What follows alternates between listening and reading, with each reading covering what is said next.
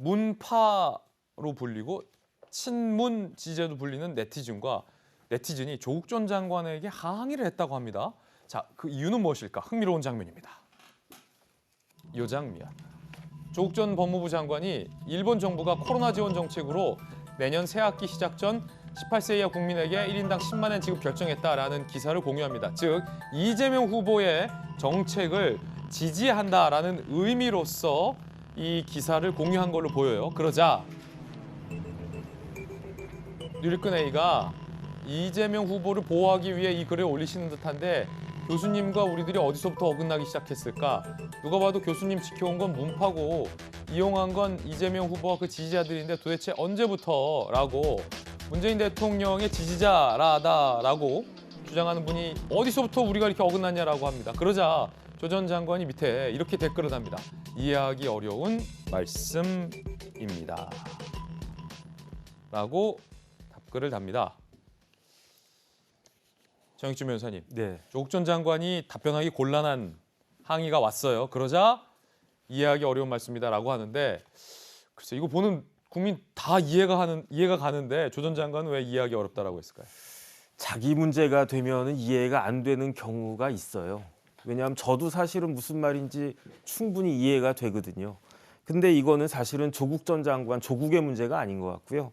결국은 이재명 후보와 이낙연 전 후보 사이의 문제가 아닌가. 저는 그런 느낌이 들었습니다. 그래서 아무리 그 원팀을 이야기를 한다고 해도 지난번 그 경선 과정, 특히 이제 맨 마지막에 있어서 그 이낙연 지지자들은 아 이거 결선 투표를 꼭 갔었어야 되는 사안이다라고 아직까지도 생각을 하는 것 같고 여기에다가 이제 이재명 후보가 잘해서 지지율이 막 40% 50% 이렇게 쭉 올라가면은 사실은 이낙연 후보 지지했던 분들은 어차피 뭐 가처분 신청도 기각되고 그랬으니까 더 이상 할 말이 없었을 텐데 지금 오히려 그 상황은 이재명 후보는 박스권에 갇혀 있고 윤석열 후보는 그 컨벤션 효과 해가지고 뭐 아까도 봤지만 거의 양자 대결할 경우에 50%까지 올라가고 하니까 이런 부분들이 이낙연 지지자들은 속상한데 거기에다 대고 조국 전 장관이 울고 싶은데 뺨 때린 격으로 저런 글을 올렸기 때문에 이렇게 에피소드가 생기는 것이 아닌가 싶습니다. 사실은 조 전 장관이 답변하기 좀 힘들 거예요. 왜냐하면 친문 지지자들 중에는 이재명 후보를 지지하는 사람도 있을 것이고 사실은 이낙연 후보를 열렬히 지지하는 사람이 있을 텐데 친문 지지자 중에서 조 전 장관 국면 때 조국을 응원했던 사람 중에서 내가 이낙연 후보를 지지하는데 왜 조 전 장관이 이재명 후보를 지지하냐라는 장면을 봤을 때 이런 항의를 또 할 수도 있는 문제거든요.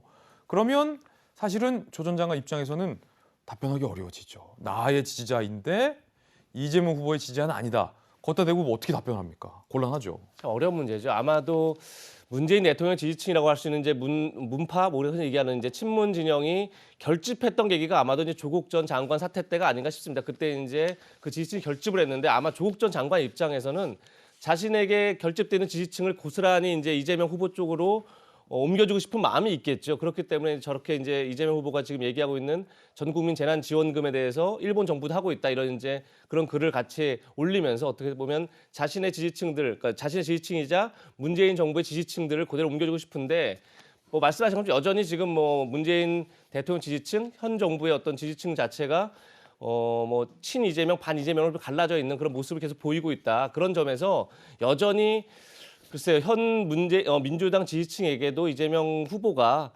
문재인 정부를 계승하는 계승자다, 혹은 문재인 정부를 지켜준다, 지킬 수 있다 이런 것에 대한 확신을 못 주고 있는 점이 분명히 존재하는 거죠. 그런 점에서 뭐 이재명 후보에겐 그것이 가장 큰 숙제인데 내부가 다져지지 않으니까 사실은 외부로 이제 외연을 확장해 나갈 수 있는 힘이 동력이 생기지 않는 거고 그러다 보니까 지지율 정체 현상도 계속 이어지고 있는 건데 과연 그 확신을 이재명 후보가 어떻게 주느냐 그것이 굉장히 큰 숙제로 좀 남아 있는 게 아닌가 싶습니다. 예, 참 흥미로운 대목입니다.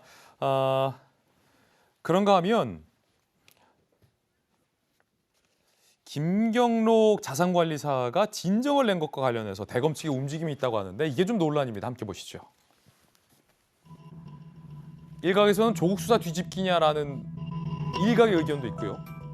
일단 조국 가족 자산관리인 김경록 씨가 조국 자녀 입시 비리 수사 당시 검사가 수사에 협조하라는 식으로 회유 협박했다. 국민신문고에 지난 8월 진정을 제출하고 법무부가 이걸 대검 감찰부로 이첩을 했다라는 뉴스가 나왔습니다. 일각에서 동아일보 조국 수사팀 내부에서 반응. 적법하게 진행된 수사에 대한 표적 감찰이다라는 불만. 조선일보에선 검찰 관계자 사실상 수사를 하라는 지시다. 법조계에 윤석열 검찰이 진행한 각종 정권 수사에 흠집을 내겠다는 것. 수사 검사들에 대한 보복이다라는 일각의 이야기도 현재 나오고 있는 상황입니다.